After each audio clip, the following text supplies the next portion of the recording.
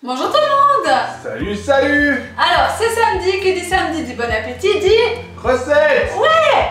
Alors, on vous présente aujourd'hui un magnifique produit qu'on appelle le micro-pro-grill. Et une recette exceptionnelle à faire dedans! Évidemment. Alors, n'hésitez pas à nous suivre pour ne rien rater de toutes les recettes. Abonnez-vous à la chaîne, mettez un petit pouce, enfin, la totalité de la totale, ok? Alors, je ne sais pas si la petite voix a quelque chose à dire avant que je commence. Non, accrochez vos ceintures. Et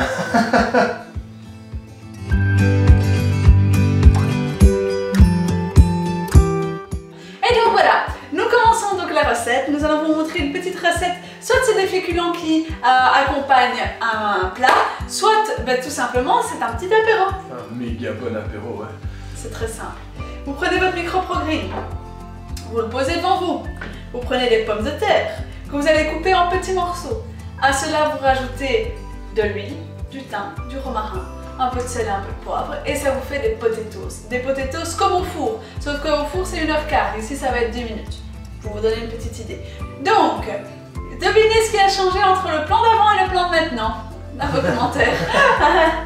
Alors je disais, vous pouvez soit choisir des petites grenouilles si vous n'avez pas envie de couper les pommes de terre, soit nous on a encore des grosses pommes de terre de la ferme, donc on va les découper pour pas acheter pour rien, ok? Alors pendant que Sarah commence à découper, vous vous demandez ce qu'est le micro-pro-grill. Peut-être que vous tombez sur cette vidéo par hasard. N'hésitez pas à aller voir la vidéo, elle s'affiche là en haut de l'écran. Mais quelle vidéo? Celle où on explique le micro-pro-grill. Ah bah oui, évidemment. Évidemment. Et maintenant, petit accéléré pendant que Sarah coupe les patates.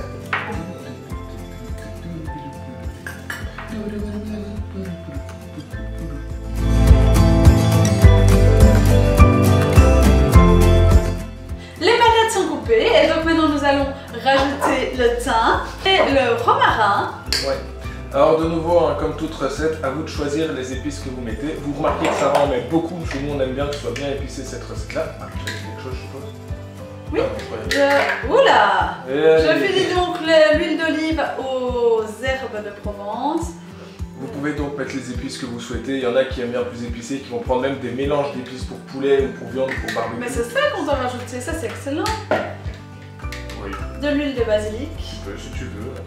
Il y a plein de recettes, moi je peux que tu les voulais comme ça. Aujourd'hui, mais si tu veux, tu rajoutes. Hein.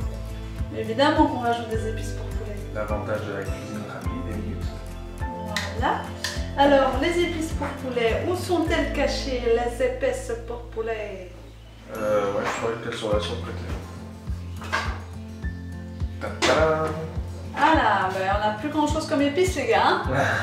Faut le noter dans l'application Pringe. Ouais, ça va, je le ferai.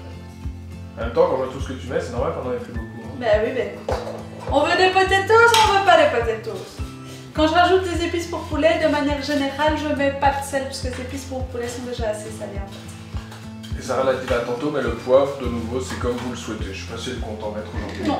Non, pas de poivre. Voilà. Alors soyez généreux en huile, hein, donc dites-vous que c'est quand même des potatoes. C'est ça. C'est un peu comme des frites hein, ou des patates cuites à l'huile au four. Vous voyez, il faut quand même qu'il y ait de la matière et tout pour que ça pénètre la patate, qu'elle devienne bien croustillante à l'extérieur, fondante à l'intérieur. Et je vous jure, je ne travaille pas pour McCain. Et on met le couvercle en position basse, donc il va écraser vos potatoes. Et nous allons donc placer, chez nous c'est à 800 watts, donc on va mettre 13-14 minutes en fonction de l'envie de grillade. Donc je sais qu'il aime bien qu'il y ait une bonne couche de grillade, on va le mettre 13-14 minutes. Voilà. Donc c'est vraiment selon les goûts et les couleurs quoi de nouveau. Exactement. Ok, mais quelle super recette. A tout de suite. A tout de suite. Alors je ne sais pas si vous l'entendez, mais ça grésille un truc de dingue. Donc...